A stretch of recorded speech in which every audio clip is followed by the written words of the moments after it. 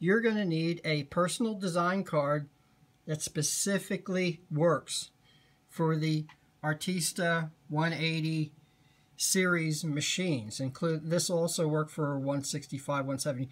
There are other cards that look like this that do not work with a 180. They might work with a 200 or a 730 that have a design card slot in the side here.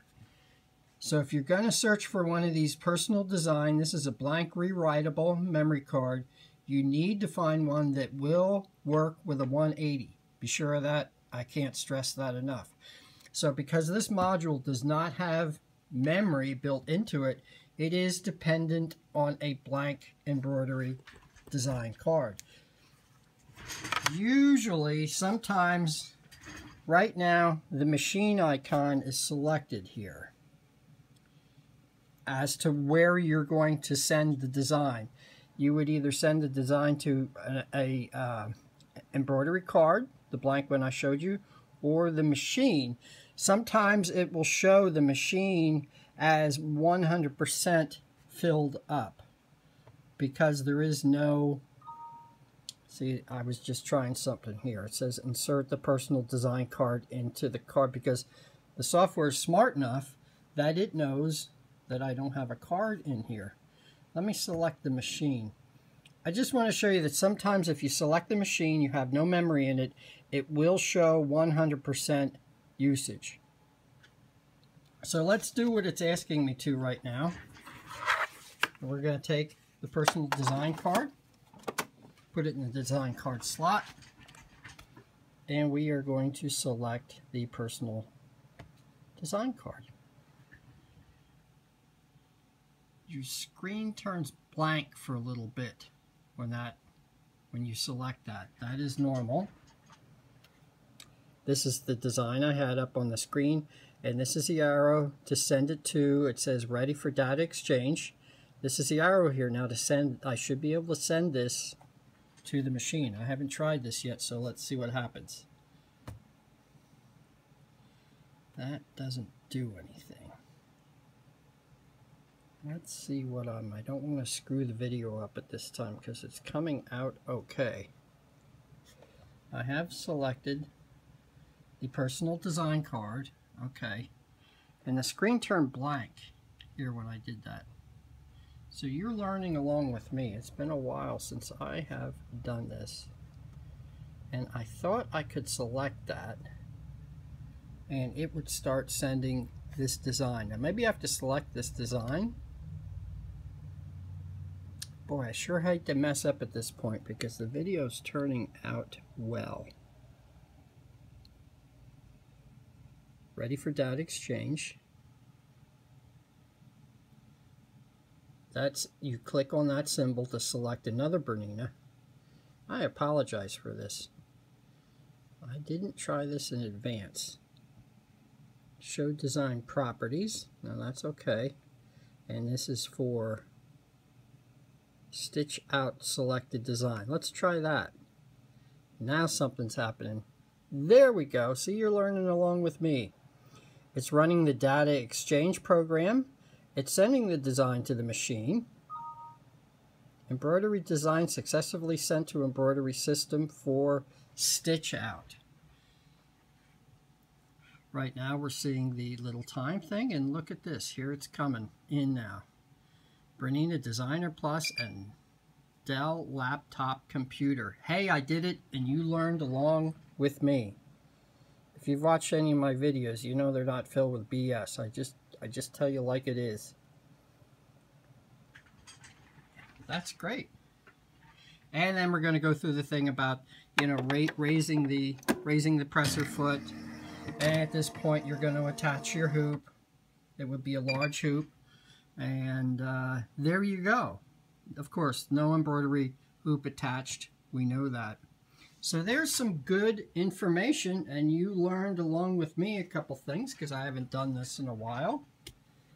Let's select OK here. It says embroidery design successfully sent to the machine, and then it goes back to the main screen.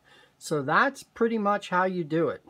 I'm just fumbling along here, but I got it to work for you, fortunately. And this will give you some extra information on using an older laptop. Nice older laptops are available for, you know, $200–300 on eBay.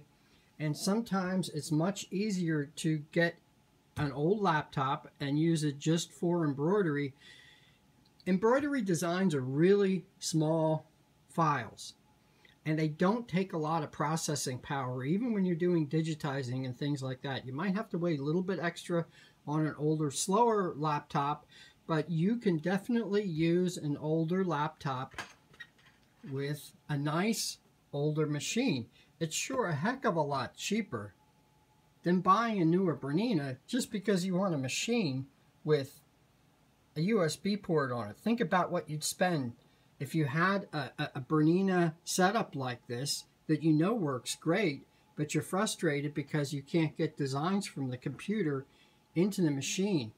Buying an older laptop or even an older PC desktop model that runs Windows XP. I have one that I got at a yard sale that I use for changing firmware versions on these machines. I got an older PC model for $10 at a yard sale. It was like brand new. It just sat and nobody used it.